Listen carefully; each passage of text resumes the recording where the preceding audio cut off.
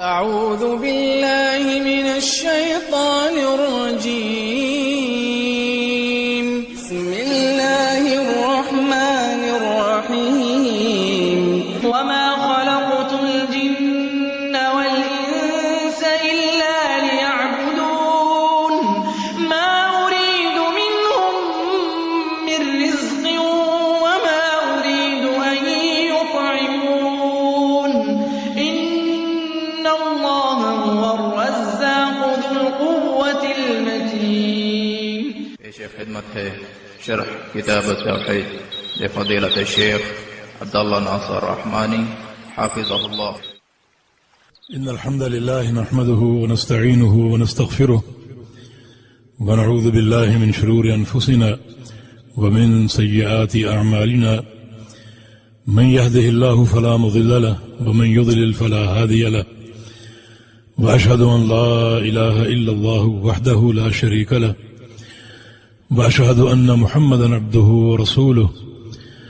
أما بعد فإن خير الحديث كتاب الله وخير الهدي هدي محمد صلى الله تعالى عليه وسلم وشر الأمور محدثاتها وكل محدثة بدعة وكل بدعة ضلالة وكل ضلالة في النار.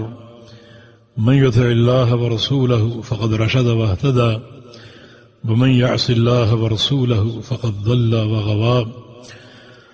اللهم صل على محمد وعلى آل محمد كما صليت على إبراهيم وعلى آل إبراهيم إنك حميد مجيد.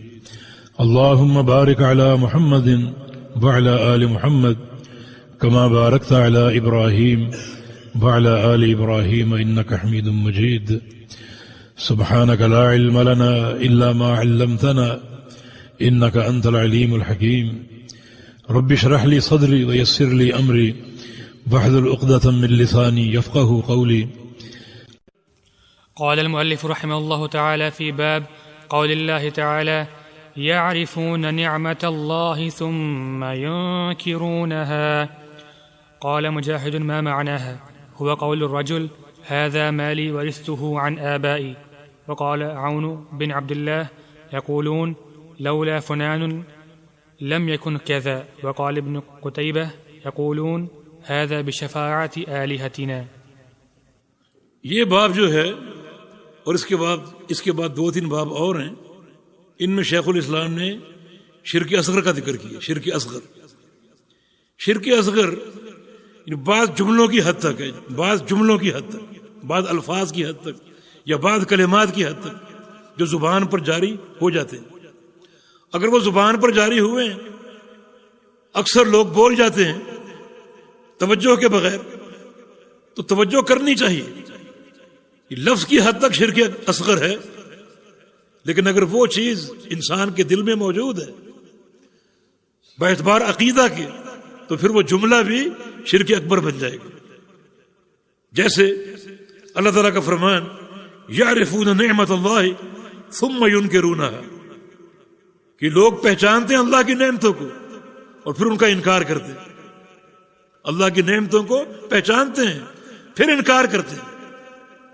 مانا یہ کہ لوگ جانتے ہیں یہ سب کچھ اللہ کی نعمتیں ہیں، اللہ کی خلق ہے اور اللہ کی عطا ہے، پھر ان کا انکار کرتے ہیں. اس انکار کی کیا صورت ہے؟ انکار کیسے کرتے ہیں؟ یہ تین معنی خود شیخ الاسلام نے بیان کیے.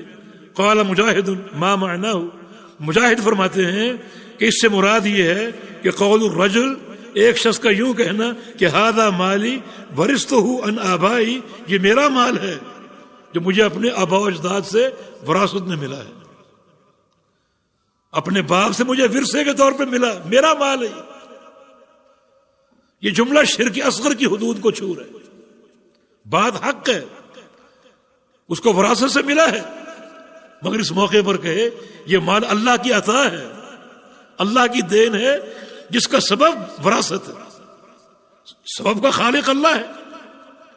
لیکن یہ جملہ اس کا ظاہر غلط معنی پر منتج ہو سکتا ہے، اور شیخ الاسلام اس جملے کو شرک اصغر قرار دیتے. اس کو اللہ کی عطا کہے، اللہ کی نعمت ہے، اس کی دین اور اس کی عطا ہے. اور سبب کیا ہے؟ سبب باپ کی وراثت.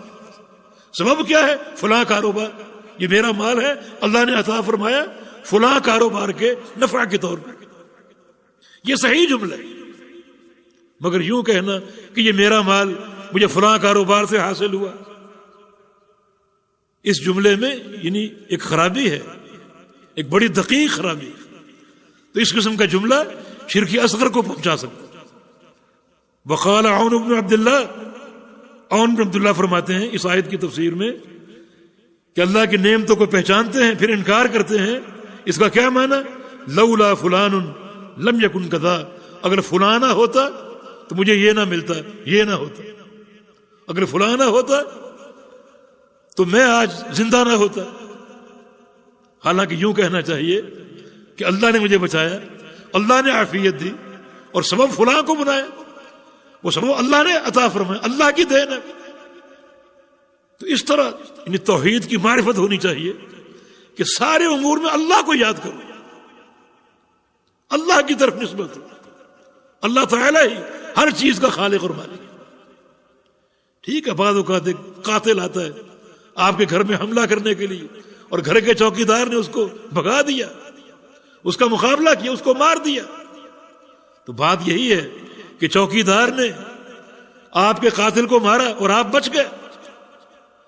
مگر نسبت اللہ کی طرف کرو کہ اللہ نے یہ سبب دیا، اس کے فضل سے یہ ہوا اور فلاں کو اللہ نے اس کا سبب بنا دیا. بعض اوقات اس قسم کے جملے انسان بولتا رہتا ہے حتیٰ کہ بعض اوقات اس کا معاملہ شرک تک پہنچ جاتا ہے. ابن قتیبہ فرماتے ہیں اس آیت کا معنی یہ ہے کہ ھذا بشفاعت آلہتنا، میرے پاس جو مال ہے، جو نعمت ہے، یہ ہمارے جو معبود ہیں ان کی سفارش کا نتیجہ. ہم نے ان کو پکارا، انہوں نے شفاعت کی اللہ کی طرف اور اللہ نے عطا فرمایا. نسبت اللہ کی طرف ہے مگر عقیدہ شفاعت باطلہ کے ساتھ.